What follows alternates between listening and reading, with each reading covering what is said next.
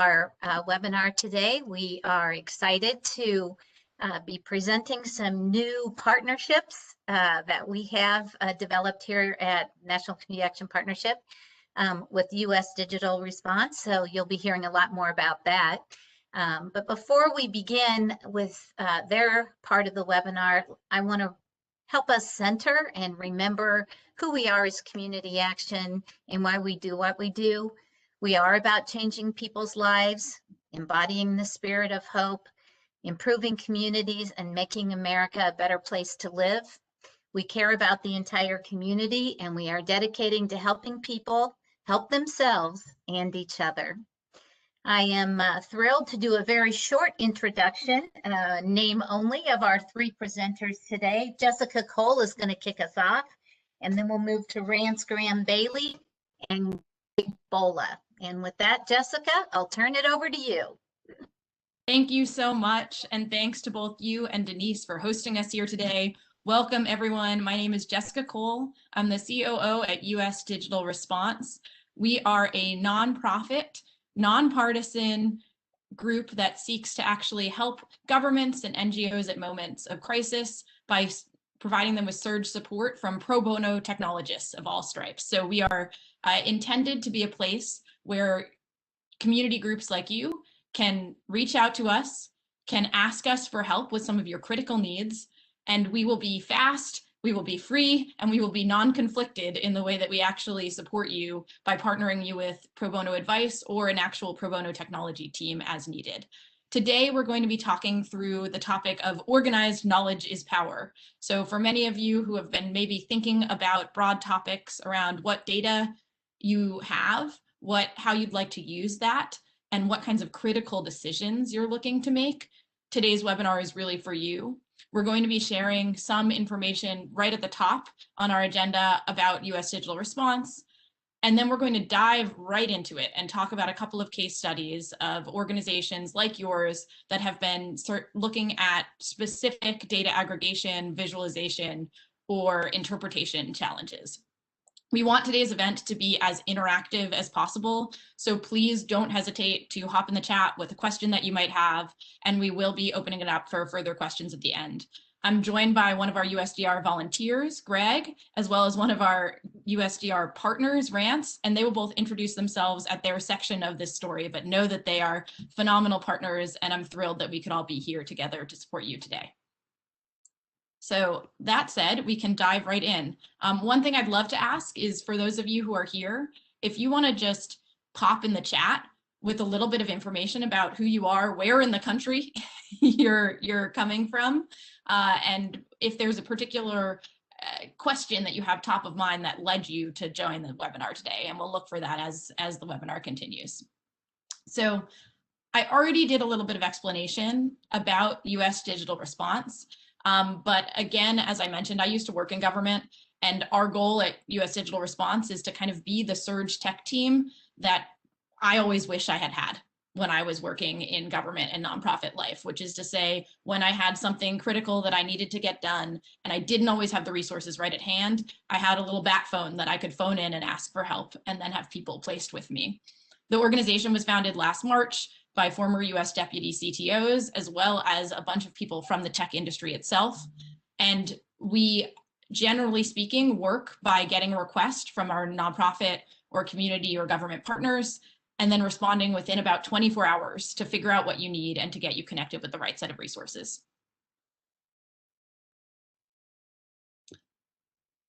The way that we generally work, as I mentioned, is basically by figuring out what you need, pairing you with highly skilled talent, and that could be data scientists, it could be content strategists, it could be user researchers, and then being able to build what you need within a matter of days or weeks. So usually most of our projects are between 72 hours and 8 weeks long.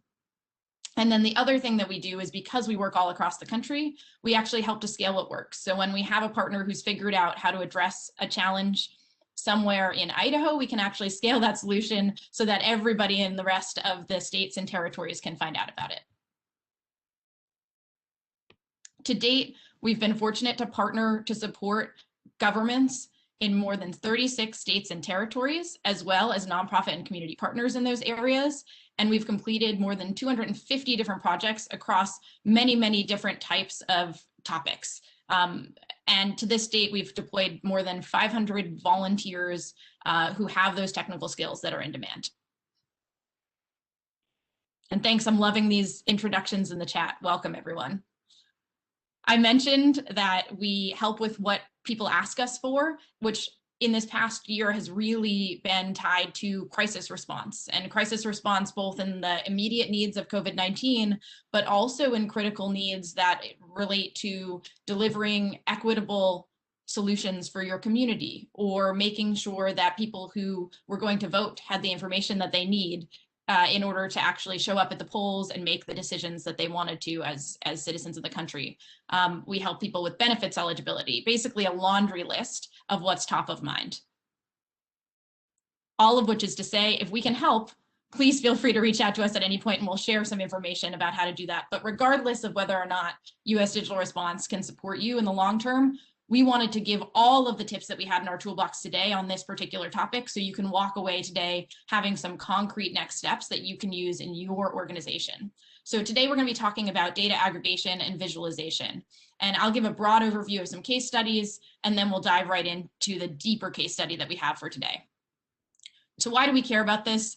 I think we all know that in general, we want to make data-informed decisions, but there are so many things that are small steps to get us to the point where we can do that. So often when people are reaching out to USDR, they're telling us that they're having trouble identifying the relevant data for what they need.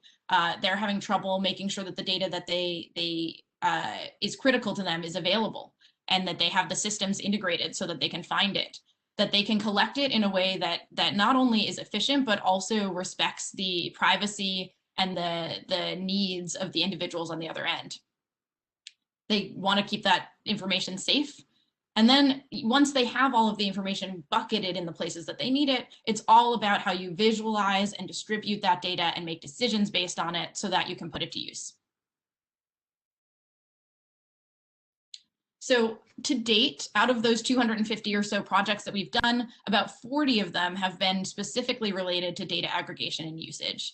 And so partners like you that might be relevant are thinking about how they can make the case for funding to do things they need to do, like staff their food banks, how they can make the decisions that they need around where to allocate resources like hospital capacity or PPE availability for polling sites or for hospitals.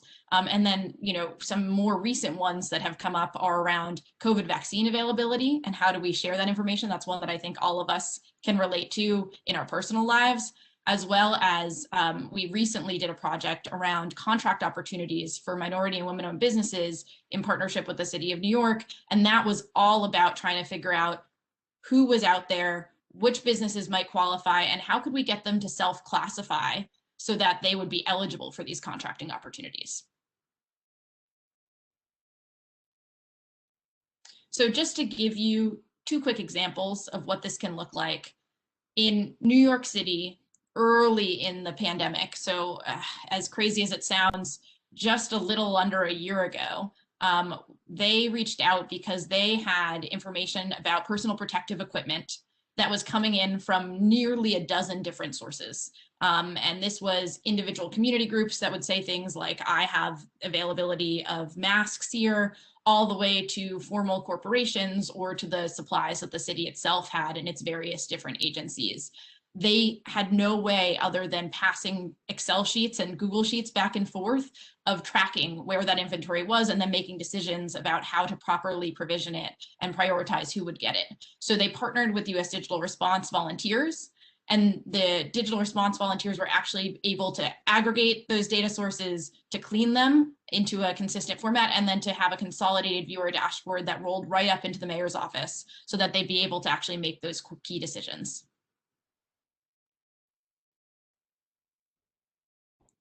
In Arizona, we actually partnered with some people on reservations in Arizona, and they had a very specific challenge. We're going to be talking some more about voting today, but they had a very specific challenge, which is that many Native Americans are within reservations have non-standard addresses. So their addresses might actually be something like 5 miles south of the intersection of these two roads. That makes it incredibly difficult to look up in standard locators where your polling place might be and access the information you need in order to show up to vote on election day or before election day to drop off your ballot or to do early voting.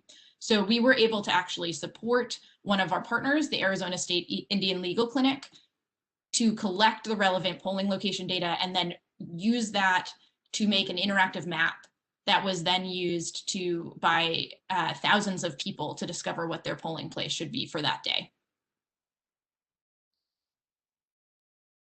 So with that, it's been wonderful to give you this broad overview, but I know what you're really hungry for is specifics.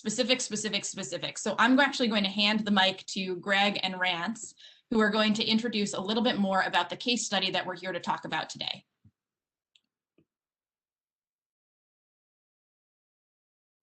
And I'll welcome up Rance if you want to introduce yourself to start out. Great, thank you so much. Well, good afternoon, everyone, depending on the time zone. My name is Rance Graham-Bailey. I'm an election protection manager with the Lawyers Committee for Civil Rights. I'd say it's an honor to be here. Actually, as a community developer myself, deeply appreciative of the kind of tradition of community action, and excited about the opportunity to share a little bit about what we were able to do with our partnership in 2020 with US Digital Response. So just a bit of overall context, what election protection is. There's kind of three aspects that I work with the election protection as the election protection manager with the Lawyers Committee for Civil Rights. So first, the Lawyers Committee convenes a National Election Protection Coalition. It's the longest running nonpartisan voter protection effort since about 2001, created in kind of the aftermath of Bush v. Gore. And it tries to provide voters at all stages of the process assistance. So we, specifically the Lawyers Committee, administers the 866 Our Vote hotline, which operates year round to help voters at all stages of the election process. And in addition to that, in addition to like the National Election Protection Coalition, there's a series of state coalitions, and we lead a team of organizers that really help support those growing and burgeoning coalitions that really bring this work and implement it on the ground, have relationships with elected officials, are out at specific polling locations. And so the work that we do kind of national level is the support in those different facets. So voters in 2020 election faced various challenges, amid the COVID-19 pandemic. Us as an organization, as other organizations up here had to think about going remote. And the reality is that manifests itself in significant number of changes in the election process. The 866 Our Vote hotline during 2020, we supported and hosted 33 call centers throughout the year. And so what I mean by supported call centers, we've been operating a hotline for it's going for a good proportion of the time that the coalition has been around. And typically, what we do in the Lawyers Committee, just for context, was kind of created at the behest of President John F. Kennedy in the 60s to leverage the private bar for racial justice issues. And we continue to have those relationships and really mobilize a number of legal volunteers, pro bono volunteers that administer and volunteer for the hotline. And so typically it's in person. We partner with law firms, and that would be the way that we would kind of grow to cover elections. That obviously wasn't possible in this year. And so the 33 call centers were largely remote. But throughout the year, we received over 240,000 calls and messages. So, we have trained legal volunteers that are, answering questions about a number of things, right? There, problems with absentee ballots and delays, obviously a new and growing need for this year, identifying long lines on election day. And that information is kind of conveyed to our partners on the ground that are, dealing and maybe sending folks to those long lines to encourage people, to remind them if you're in line before polls close, you are legally required to be able to vote. So, flagging efforts about intimidation, dealing with cybersecurity threats, and also responding to disinformation. Particularly part of the coalition has done a major focus on disinformation this year, particularly social media and other forms. So if you go to the next slide. So now I want to talk a little bit about what brought us to this particular need. So, in October, and actually I want to just again thank US Digital Response. This isn't the only thing we did together.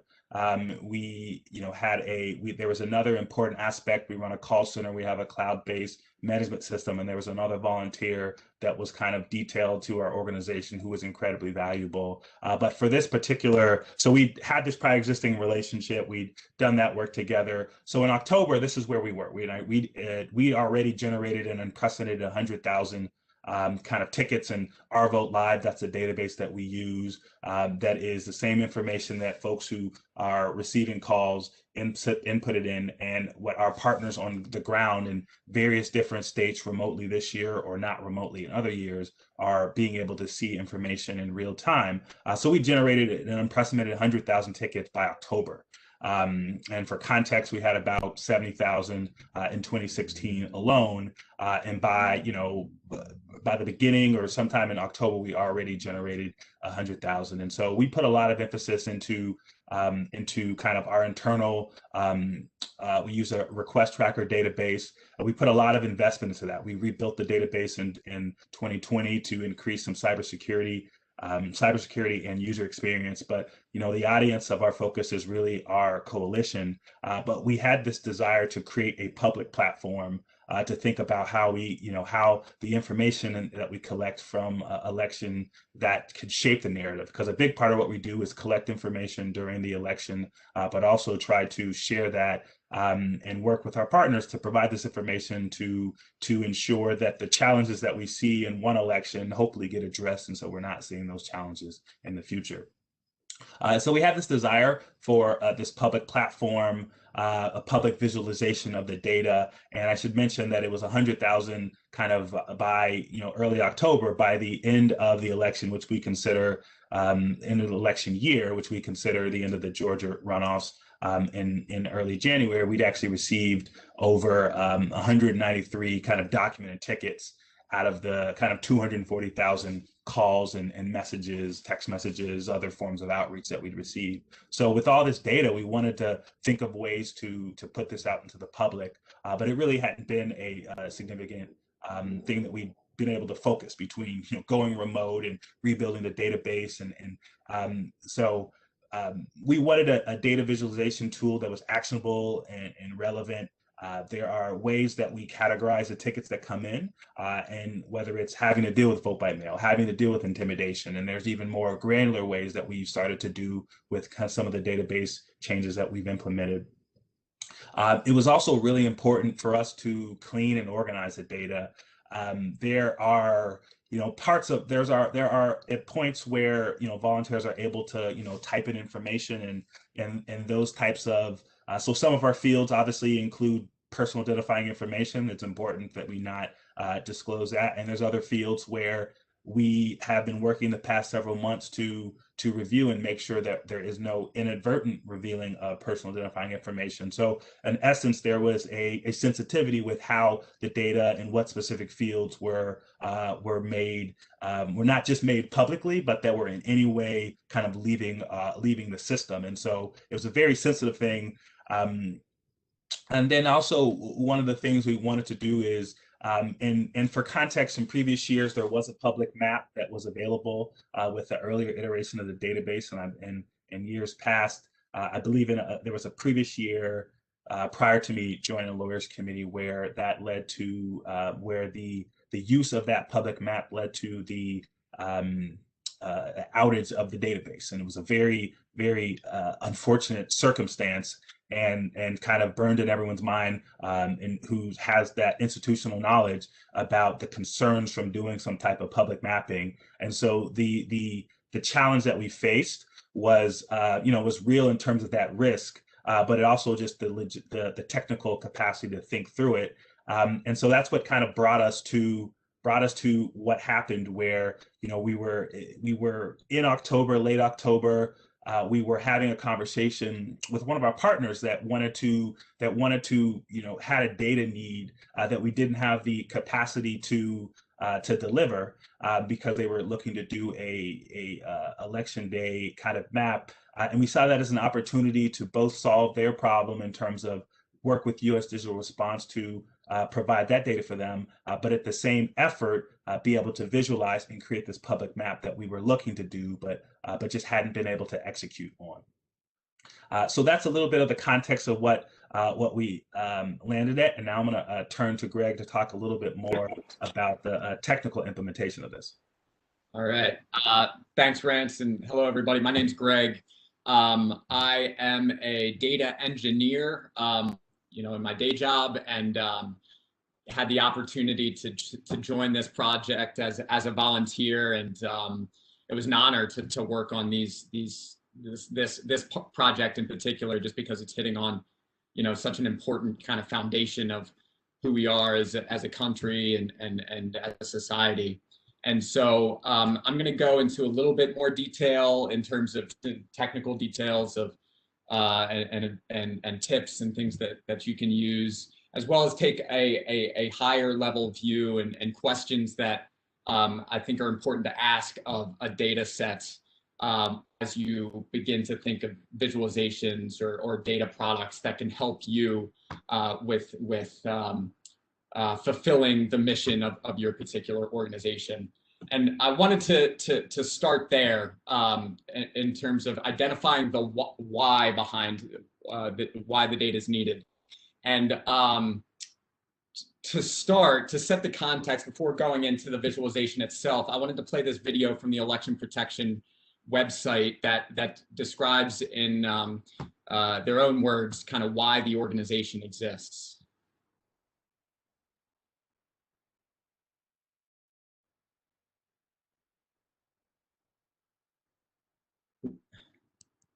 Might be having some audio issues.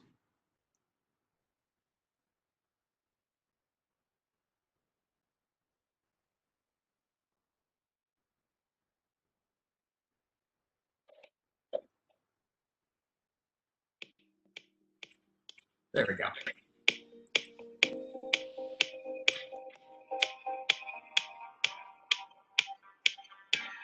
We have activated an army of legal volunteers and organizers who are working right now to provide support to voters in all 50 states. We provide this support no matter where voters are located and regardless of their political affiliation. We have one singular goal, and that is to ensure that every voter's voice is heard this election cycle.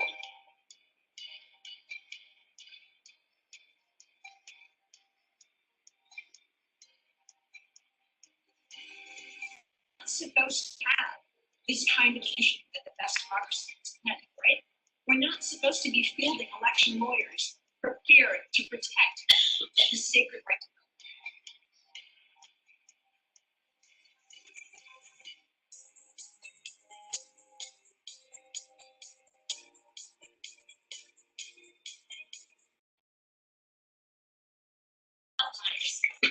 Through the reports from poll monitors and through people texting their problems, we can solve the problems as they happen.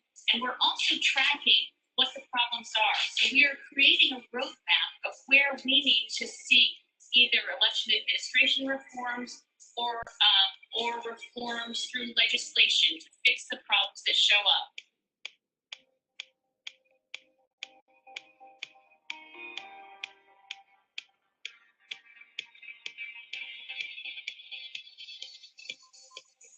The voter suppression that we've seen this election cycle informs the backdrop for this year's election protection effort.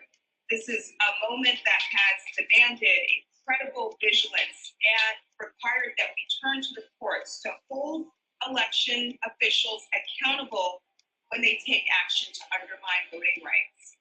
No matter whether you vote for Democrats, Independents, or Republicans, we encourage you to get out there today. The ballot cast today is important.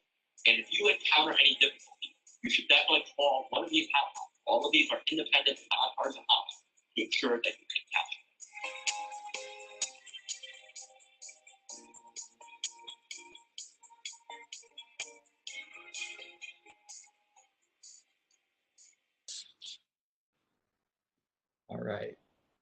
Thanks, Elizabeth, for playing that.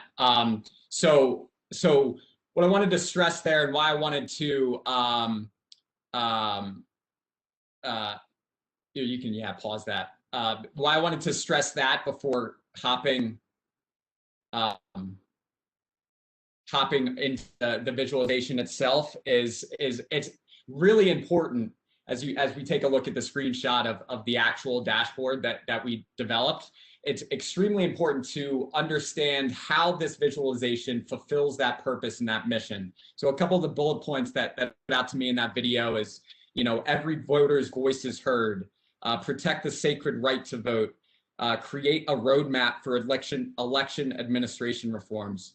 And so that's the purpose of this visualization. And it's something to always kind of keep in mind, a little like wax on, wax off kind of thing, like as you're developing these things, to always go back to that mission and that purpose, because it's very easy to sort of like go down rabbit holes in terms of the data set, or get fascinated by the bells and whistles of different functionality, but constantly asking you those questions on how this visualization helps with your organization mission.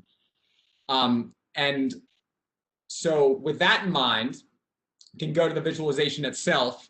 And it's a nationwide map, and you can hop into individual counties, in this case, Fulton County, and it shows you the different categories of calls that were received there in the different colored bars. You can change the time range to, the entire data set, the past hour, so that was more relevant on election day, or you can select election day. You can go into subcategories. So in that case, what's hovering over different categories, mail-in and absentee voting issues. You can select and deselect categories, and the visualizations will automatically update. Within a particular county, you can see more information about that, the tickets that you have selected, the timeline of when they were received, selecting and deselecting automatically updates, the cities that they were received, the race of the voters that were calling into the hotline. And so you can go down into a higher level of granularity with this information, or take a zoomed out view of what what pops in terms of looking at the country as a whole. So that's the visualization, that's the functionality, and I wanted to show that before hopping into sort of how the sausage was made a little bit, and talk a little about the development process and things to keep in mind as you create your own visualizations. So first and foremost, look at the data sources. So the backbone of any visualization is the data set. And I'm going to spend most of my time here discussing this and sort of intricacies to keep in mind, and as well as sort of like higher level kind of thought processes on how to think about these data sets. Next is audience and goals. So ask yourself the question, who is this data meant for? How do we want them to use it? Also, how do they want to use it? And providing some of that functionality that we just described in the screen share of the dashboard, of the user can deselect and unselect various things and use it as they see fit. Next is function and design. So functionality without design is useless. Design without functionality is the same. So useless might be a little strong here, but the point is that function and design, the sum is greater than the parts. And finally, step, iterate. Get something out the door, get something that sort of is a net benefit in terms of the visualization and making your lives easier in the work that you do.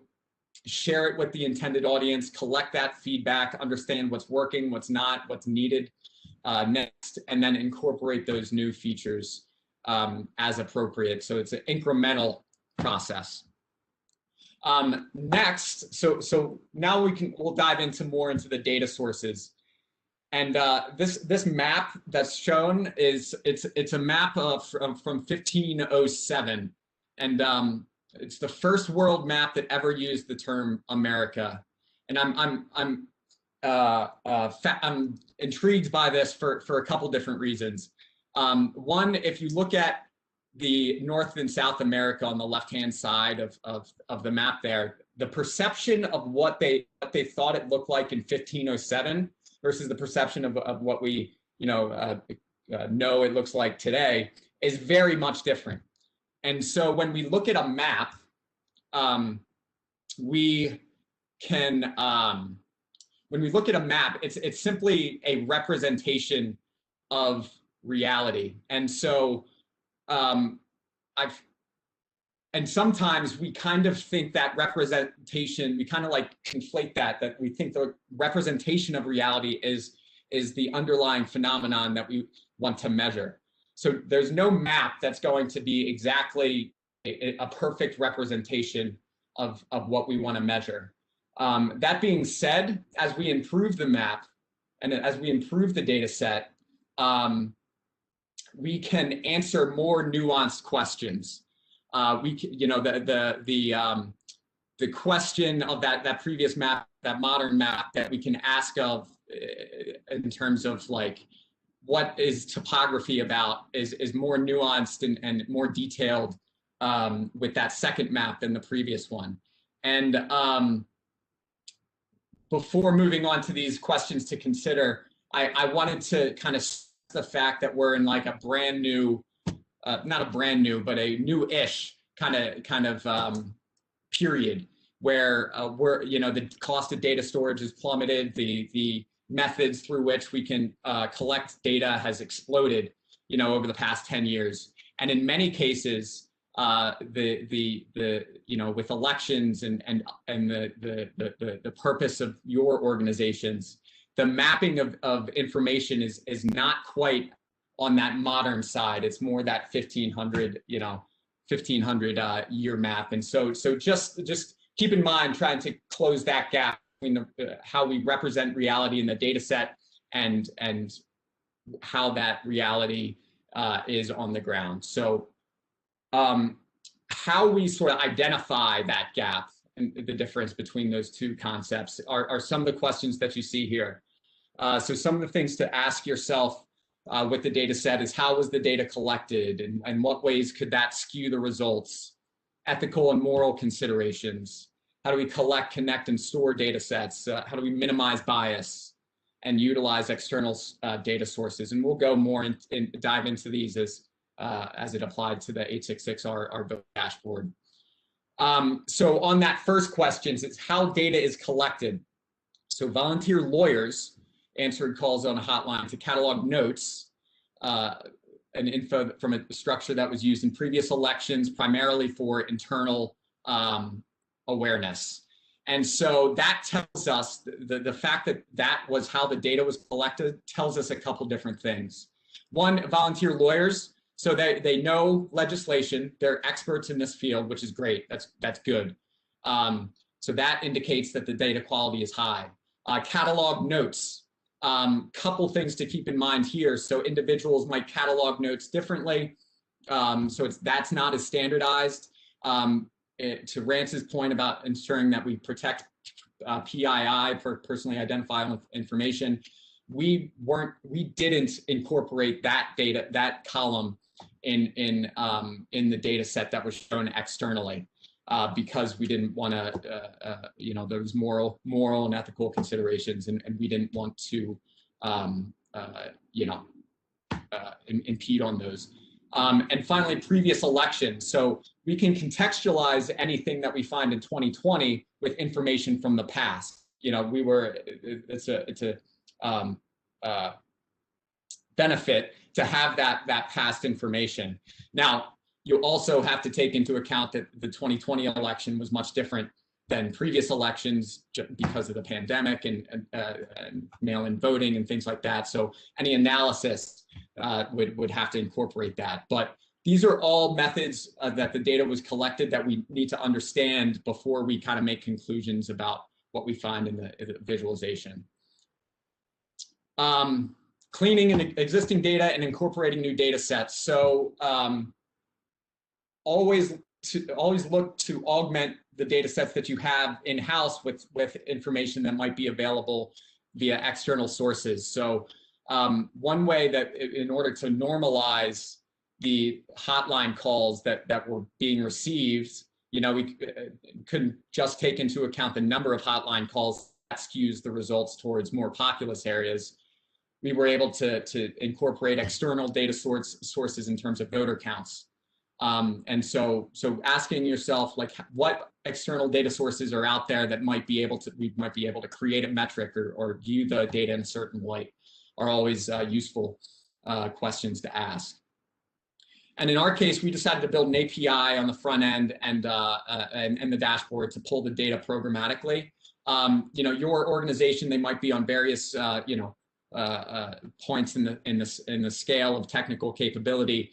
We were able to build out an API, and no worries if you don't understand that terminology. There's off-the-shelf tools where you can just bring in, say, an Excel spreadsheet or a CSV. Great. And so this more practical steps to use for your data visualizations and data sets. Programmatic ways to collect and connect data sets whenever possible. And if you have the capability and experience to do that, it just helps things down the road. Now that might not be possible in every single instance. Jess mentioned the PPE tracker from New York City. Those manual Excel spreadsheets that you had to kind of filter down in order to visualize this information. So if programmatic solutions aren't available, then just ensuring that the CSVs and the Excels that are created, standardizing those things and the columns that are in those CSVs or Excels makes your life a lot easier going forward as you work with data sets. Determine the level of granularity you want to report on. So in this case, we wanted to report on at the county level, and now there's other levels of granularity that we could have chosen, at the state level, at the city level, at the zip code level.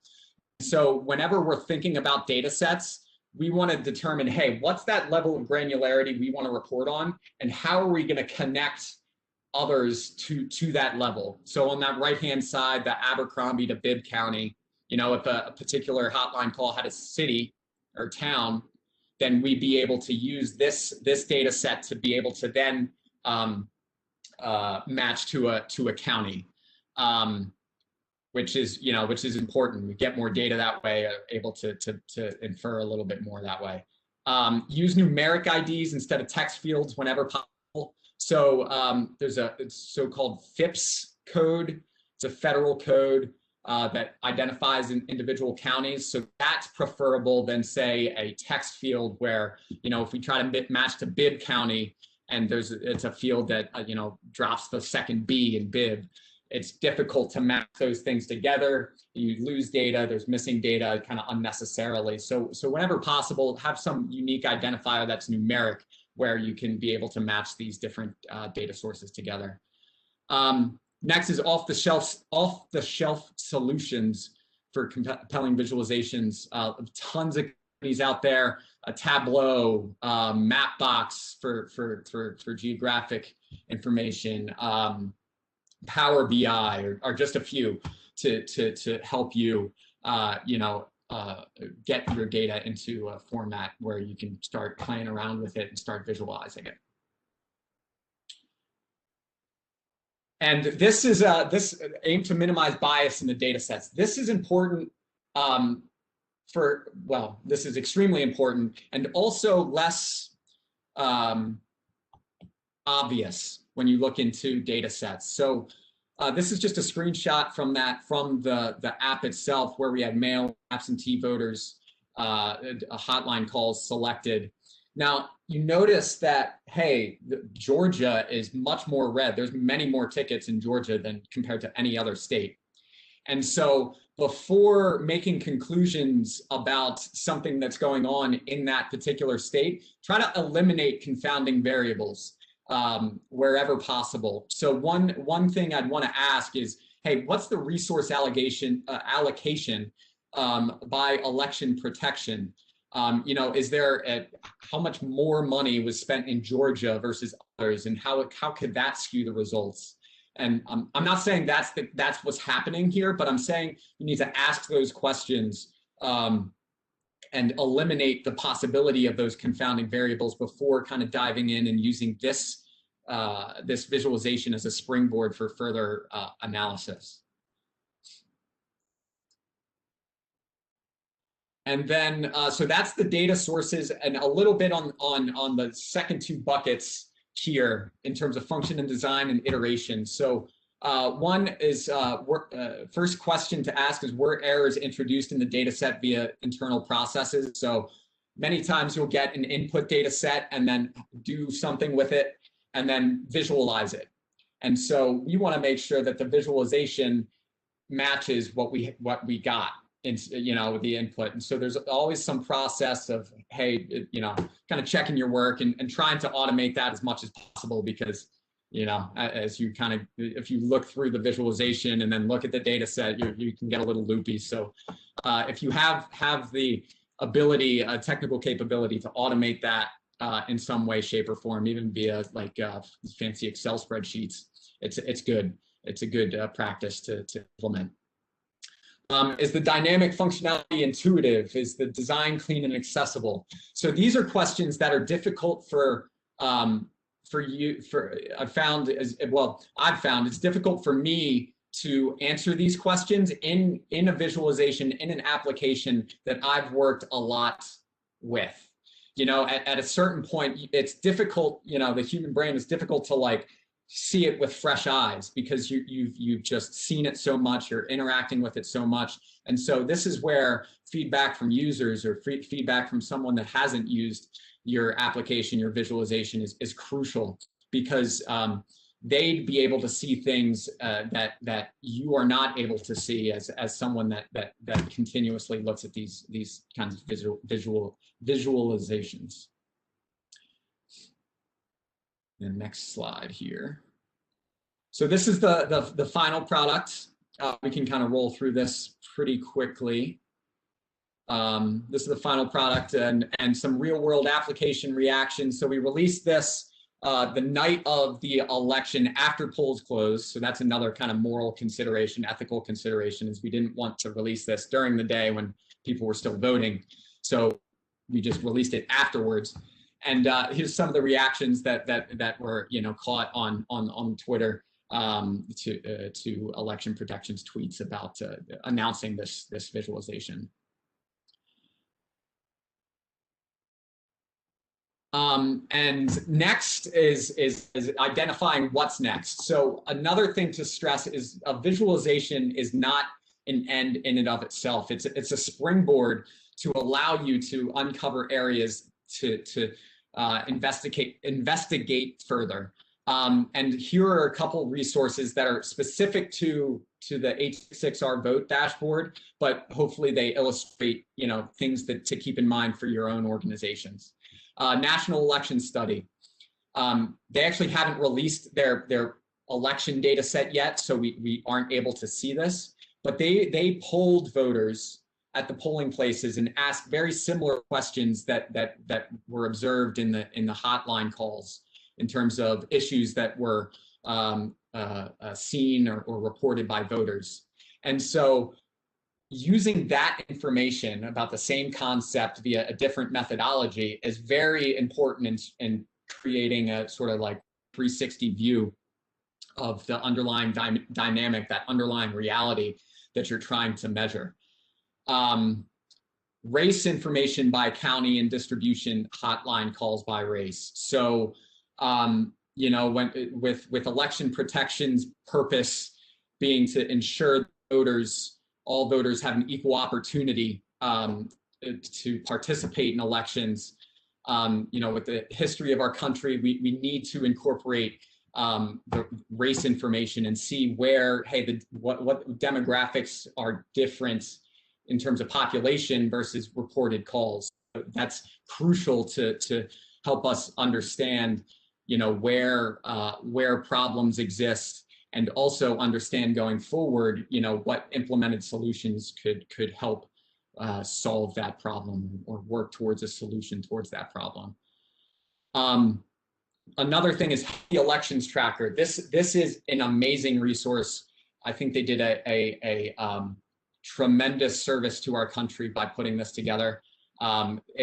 So with all of the election administration legislation that was enacted because of COVID and differences in mail-in votes and so on and so forth, the elections tracker, there was 450 court cases about election administration legislation and changes to election administration. And this tracker tracked every single court case and linked to documents and things like that. So if we want to explore one particular dynamic in the data set, say like the Georgia piece we were talking about earlier, like we could use this to understand what was going on in those countries in terms of election administration reforms, and which again fits into the mission of election protection to create that roadmap of those reforms. Greg, this is Rex. I wanted to just jump in there and just add a little, one quick remark in terms of what's next. If you, for viewers, if you think back to when Greg put up the chart, the data started on October 30th. And the reason for this is something that I may have hinted at but didn't say directly, but this really came together in about a week. Less than a week, just given all the things that we had done. And so, the point at which the data, in the midst of, I guess, the fog of war, the data that was captured was the data starting at October 30th, when essentially the spigot was opened, and the data, starting at October 30th. So that there's two implications of that. One is certainly in terms of a next step, us wanting to think about how we publicly present the full 2020 picture, recognizing that we have about 193,000 tickets, and the bulk of them came before October 30th. The third thing, I think it in terms of the picture, if you think about Georgia, that's capturing the additional tickets that were happening over the course of the Georgia runoffs that went from October 30th until January 5th. And so seeing some of those patterns would be improved with kind of the next phase, which is reaching back as a global picture. The biggest state that we had call volume for across the whole state was Pennsylvania. I think the states were kind of Pennsylvania, Georgia, Texas, North Carolina, and so the ability to use this to draw some of those patterns. Yes, great. Thanks for hopping in there. That was, that hadn't occurred to me as I was creating those slides in terms of the runoff election, but that makes perfect sense in terms of what could, how our underlying dynamics potentially skewing the results in certain ways. So, great. So in summary, the visualization is just a springboard to uncover further areas of exploration. So asking yourself some of those sort of elementary school English class questions of the who, the why, the what, the how in terms of the visualization, and what intermediary steps can we take that move us in the right direction.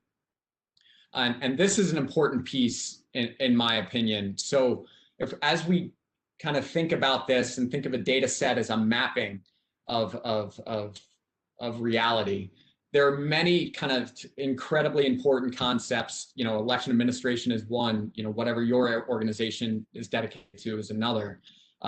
Community policing interactions, government spending, in many cases, the mapping isn't as clear as what could be, and so slowly but surely kind of asking questions of the data sets and taking steps to improve the data sets and what they measure is a tool in the toolbox. It's not a panacea, but it's a tool in the toolbox to try and fulfill the mission and the purpose of the organization. And so to kind of like illustrate this point a little bit more, I've been reading a lot about the Federalist paper, I've been reading a lot of the Federalist papers recently with everything going on in our country, in our world. And there's a couple questions or a couple quotes that I think are important that sort of illustrate this point. So in all questions, however unconnected with each other, The same names stand invariably contrasted on the opposite columns. Every unbiased observer may infer, without danger of mistake, and at the same time without meaning to reflect on either party or any individuals of either party, that unfortunately passion, not reason, must have presided over their decisions. When people exercise their reason coolly and freely on a variety of distinct questions, they inevitably fall into different opinions on some of them. And so this kind of underscores the point of moving towards a data set that closes that gap between the representation of reality and the reality, on the ground, where we can make these decisions with reason, with rationality. We are able to do that in part because we're improving the data sets that are the backbone of these decisions. To illustrate the iterative nature of it, improvements on the first drafts will every year become easier and fewer. Past transactions of the government will be a ready and accurate source of information to new members. The affairs of the union will become more and more objects of curiosity and conversation among the citizens at large. And so obviously this is more pointed towards elections, but I think it, in terms of engendering a curiosity, engendering a conversation, encouraging those things, we need more information. We need a clear data set, or as clear as possible. And so that's kind of why I think this sort of work is so important and can be useful to help answer these questions, is because we can create those curiosities and create those conversations. So it takes a village. So these are the organizations and a few of the people that were involved. We hadn't called out Vote America, that organization, yet. Want to give their due. So Ben and Nick's, the second and third from the left, they're Vote America, and they were instrumental, to say the least, to getting this product out the door. Wouldn't have happened without them, so I want to thank them. And also just thank everybody to have the honor to work on these sorts of things. So in terms of how you can bring this forward, bring this into your own organization, here's some bullet points in terms of following the different buckets, utilizing off-the-shelf tools, and tapping into existing sources of support. And then connecting with USDR. So if your organization could use some help, there's a request form. There's Twitter, LinkedIn, all of the social medias to get in contact. Wonderful. Thank you, Greg and Rance, so much. And actually, it looks like Lana, do you want to hop in? Just thank you so much for the presentation. And I do think there are some questions in the chat that you've answered along the way that said we could dig deeper during Q&A. So I'll let you go right at it. Perfect. Happy to MC here with some of the things in the chat. And thank you everyone for joining us. Feel free to pop new questions into the chat. We're here to answer. The first question that popped up was Samuel mentioned that he's interested in ways to demonstrate stories from the data that they collect in order to share the success of what they're working on. And so I'm curious for Rance and Greg, if you have any thoughts on how you can go from a world in which you just have all these data points to actually telling a story that's critical. I think that's a really good question, and I think I want to flag two things. One is we have different audiences for different data sets. I kind of mentioned this earlier. We have a significant kind of internal data focus in terms of information that fuels our coalition. And so we're kind of starting now to think about what that public narrative is. And a lot of our partners, we have a report coming out from our New Jersey Election Protection Coalition recent. I think Wisconsin are putting out folks. So there's a lot of different storytellers. I can tell you just by looking at data and the type of narrative that I would like for us to use this is, if we look at the 193,000 tickets that we received over the course of the year, one of the things we ask is when it's an informational question, we ask them what is the question being asked about. And I think we had about, I can't think of percentages off the top of my head, but, maybe between 53,000 and 42,000 of those tickets, 53 had to do with in-person voting. And I think 42,000 had to do with voting with vote by mail or absentee ballots. And in essence, that combined with the fact that if we look at like the granular topics that we have, the biggest category was vote by mail, ballot arrival, and other vote by mail related issues. And I think the story is one that says something that we kind of already know, but it gives us more backing for it, which is that people were voting in new methods in 2020, and when you are doing something unfamiliar, you will have questions about it. And that's one of the reasons why we think we've experienced a 2.5 increase, 2 times increase over the calls we had from 2016. But also the specific issues around voting by mail arrival and ballots, like that being such a huge thing, it just lifts up the need it can lift up the need to think through issues around arrival and put more emphasis on thinking about when exactly do you count ballots for when they arrive. I mean, issues that we already know are our conversation is being had about, but it can provide a little bit more fuel and impetus to lift up. It was really very, very much a problem, just with people being able to deal with arrival and mailing back ballots. Yeah, and just to build on top of that, in terms of potentially for your organization, if there's a dynamic that you see in the data points, asking yourself, like, what could the reason for that be, and if you have a bunch of different possibilities, then you can kind of like test those different hypotheses in various ways. So maybe as a general construct, if to think of that is like, why is this particular area, why is that such a bump, or whatever else, whatever that dynamic is in your data set, trying to figure out what the reasons could be, and then kind of going down the road of investigating whether or not that has credence or not. There's a parallel question that I think many people have, which is someone basically in the chat was asking, I know that I could use a USDR team in this area, but I don't even know where I would start. Like, how do you guys help us, get started? How do we think about what a first good project might be, or what kind of thing that we might want to do?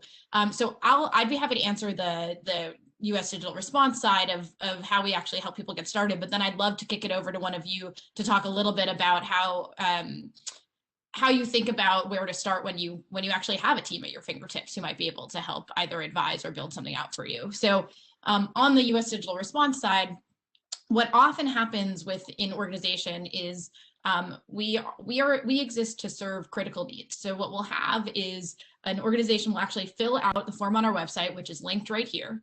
That request will come in, and then we will have somebody from our team who's actually some form of person who has experience with the intersection of government and technology, who will hop on the phone with you and will actually try and tease apart what it is exactly that you could use. The types of projects that USDR is uniquely suited to are ones where you're looking for surge support to get from point A to point C. So usually what we do is we will either give advice. It might just be an advisory capacity if you're trying to make a decision, like what vendor you might want to use or what tool you might want to use or how to set up a procurement.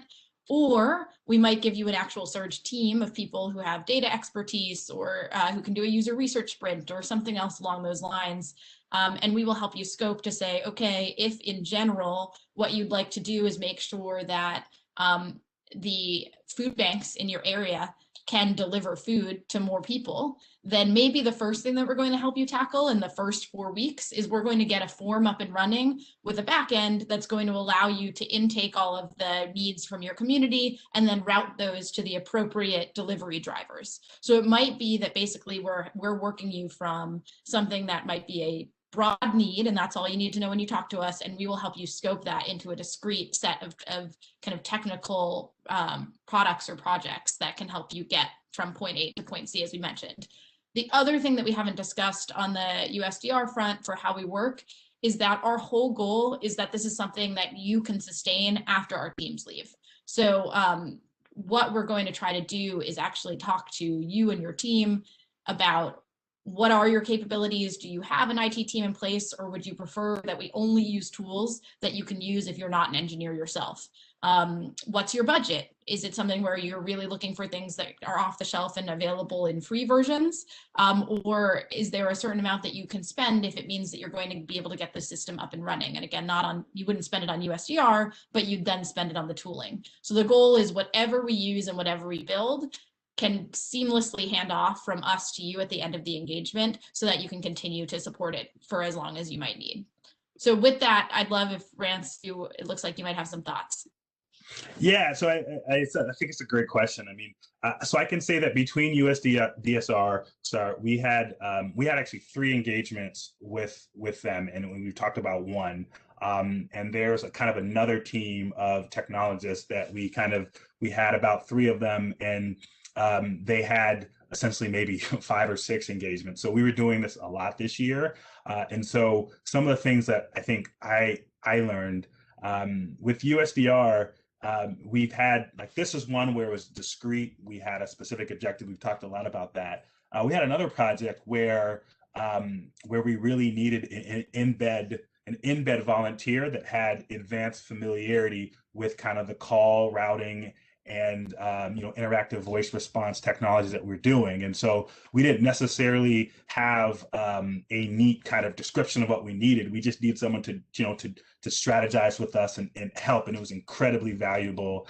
And we had another project that hasn't necessarily progressed as much, where we were trying to solve a need. And kind of based on experience we had with the other consultants we had, I would say that I think it's a great idea to map out your entire kind of IT or systems infrastructure, just kind of like in some form, and get on the call and talk through it. And then kind of that can be helpful. Certainly it can be challenging to put that down on paper. But when I look back at kind of from the whole of all the relationships we've had, those couple hours on a late Wednesday where, we were thinking through, like, we have this system, that system, just so that we could have a conversation and give them enough so that they could ask the right questions, and we can begin to like identify where strategically they might play, and they could survey their massive volunteer network to see who has the right expertise. So generally I'd say kind of describe in whatever form you can your infrastructure that you have, and then have a conversation about it, so that you could collectively identify a scope. And to be completely honest, as we're having this conversation, I'm thinking of aspects for this year that we have this need for, and I just hadn't even connected the dots until this moment right now. Perfect. Greg, did you have anything that you wanted to add on that front? All right, great. So the next question was actually about how USDR works. So does USD Digital Response suggest or actually build the solutions that an agency might request? So I think we might have covered that a little bit just here with the diversity of what we've done, and the diversity of the projects that Rance just talked through. But to answer your question, it's basically whatever is going to meet your need within that surge timeframe. So at times that is just helping you make a decision. We've had times actually where our partners have reached out to us saying, hey, we have a critical priority. So an example was we worked with one city who reached out to us and said, hey, I'm all of a sudden the one who's been put in charge of making sure that the students and children in our public housing sites get access to sufficient broadband, and so that they can go to school from home, because that's now the requirement. And he told us, listen, there's not really much I need technically right now, but I really could use someone who's got the brain of a project manager who might have some experience with broadband expansion and would be willing to just have 2 hours of calls with me a week so that I can talk through the way that I'm approaching this and I can keep track of all of the loose ends. And so that's an example where the key need wasn't necessarily one where we were building out in partnership with them a technical solution or something that had to do with intense machine learning or engineering along those lines. In that case, what they needed was decision support and frankly, a thought partner, a buddy. And so that's what we tried to provide. And then in other cases, like in the one that we shared today, or at times actually, Greg's worked on some other projects that have been highly, highly technical. Sometimes we are actually shipping live code to production or building fully featured products in tandem with the team that will then be able to sustain them after they go. So it really ranges from one side to the other. Let me pull down. All right, this is great. So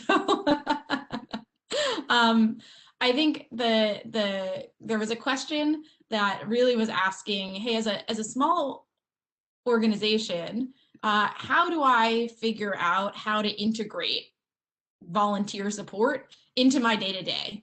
What's actually the kind of systems and workflow and ways that you can tap into these folks when you've got 80 other things on your mind? So I imagine actually both of you have probably come up with some tips and systems that make it easy to work together.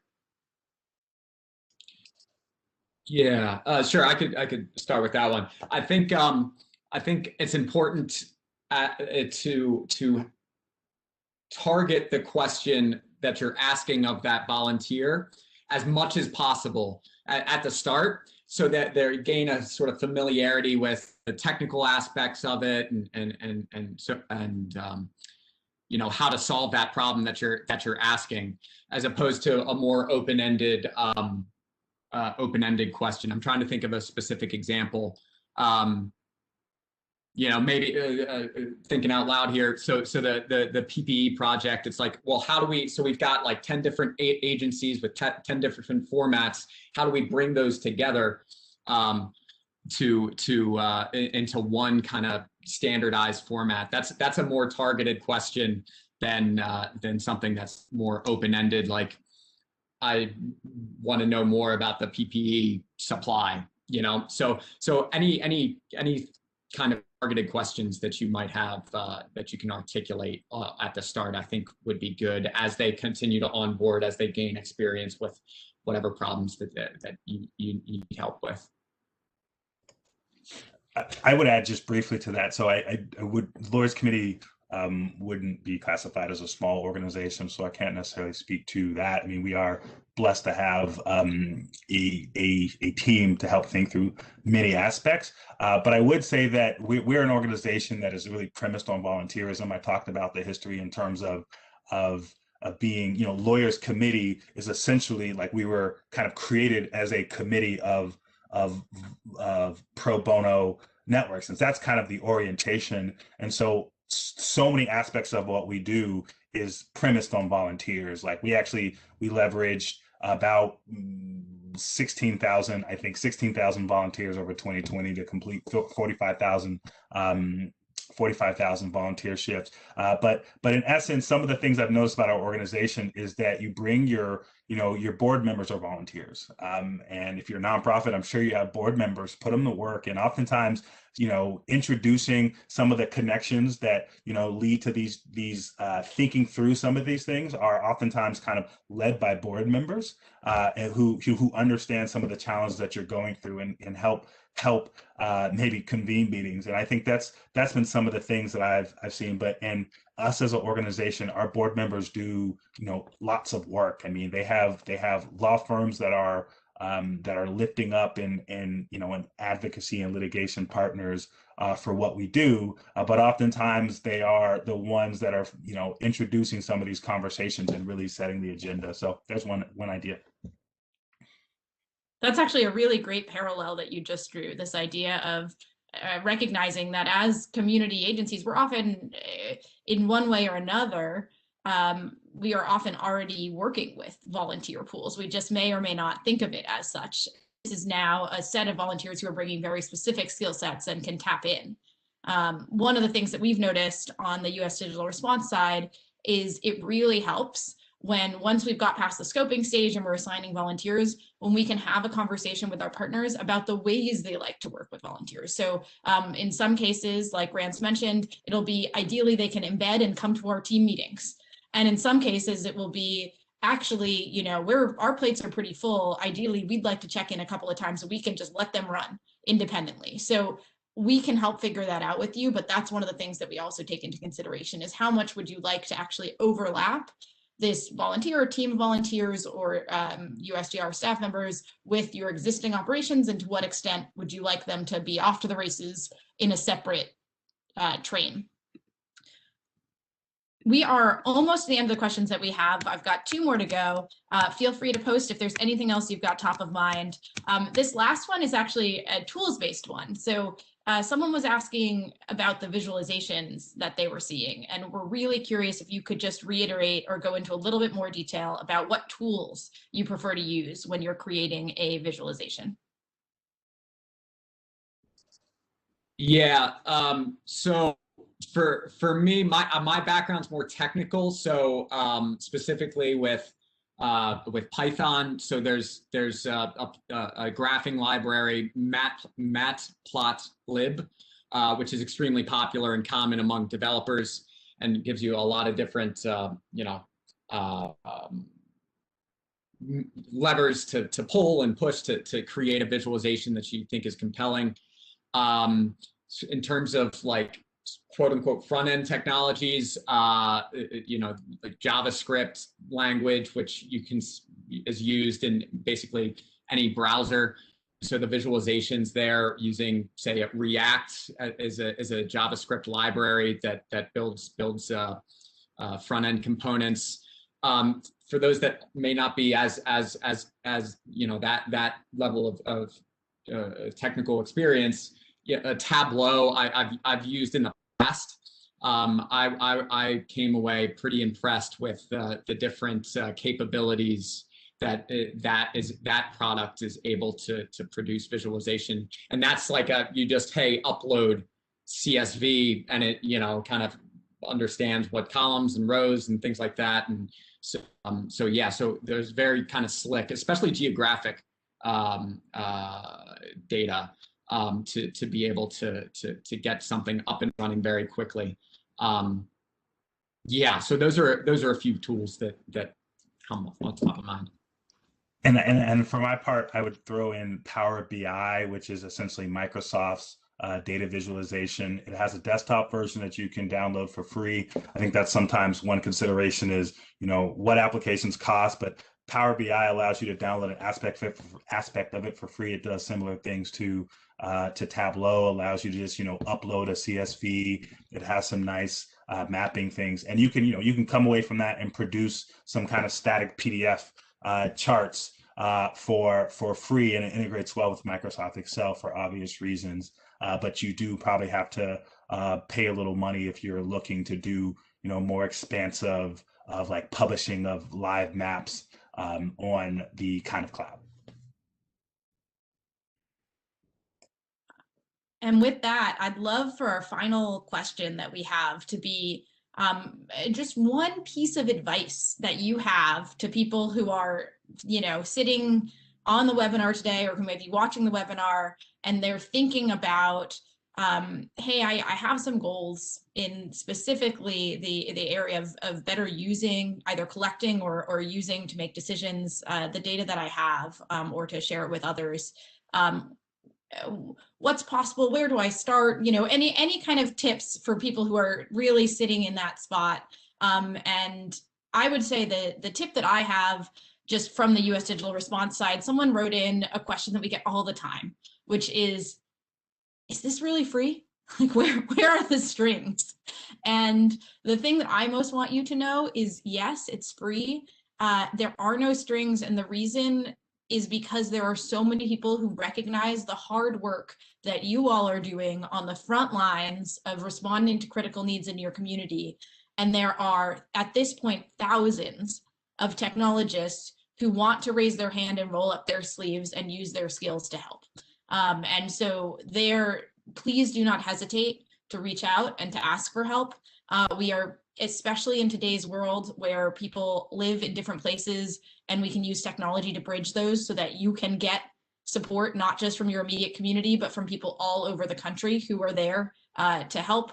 Please do reach out, whether it's us or whether it's other organizations. Know that there's a whole surge of people who see the work that you're doing and who recognize that technology is critical to delivering the programs that you care about most. That if we don't actually have the technology we need in the backdrop, that we won't be able to deliver services to the people who need them, and that we're here to help. So with that, I'll pass it over to Greg and then Rance for your final piece of advice.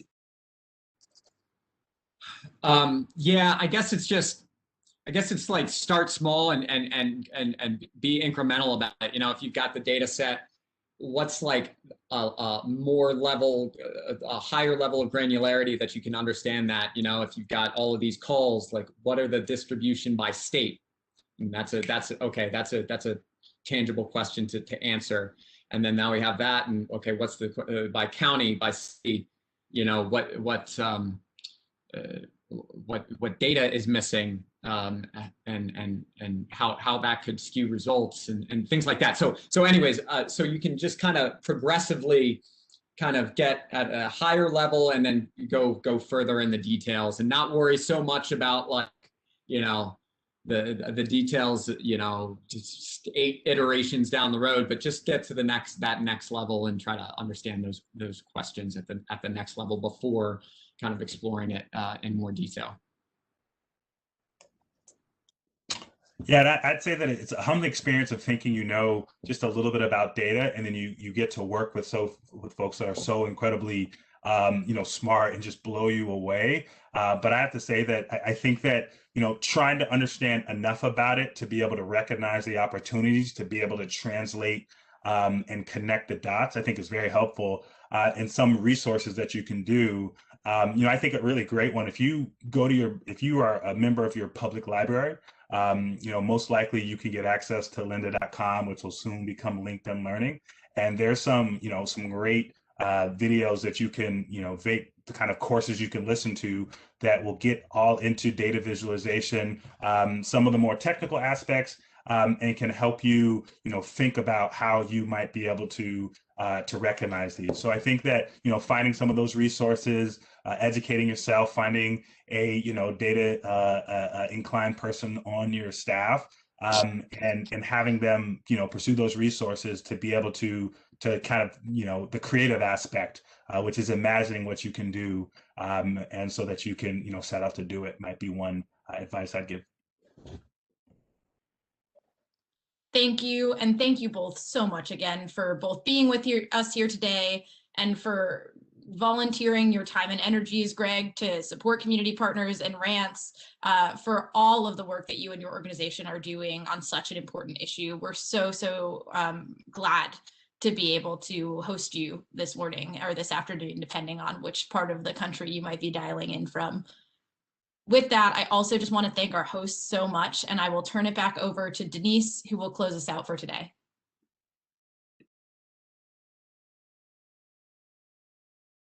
Thank you so much for the information today. I just wanted to mention a few upcoming webinars, and there's going to be one scheduled for March 18th, Managing Data Equity, Risk, and Reward. This is the second video in a series of 8 of the Resilience Toolkit and webinar series. Also, next slide, please. USDR will have 2 more sessions coming up. March 24th, Keeping the Human in Human Services, Tips for Implementing User-Centered Design. And then on April 14th, I believe, is the next one, Keeping the Human in Human Services, Tips for Implementing User-Centered Design. We thank you all so much for attending. There is a brief survey if you'd like to take it. We do value your feedback. And thank you for coming today.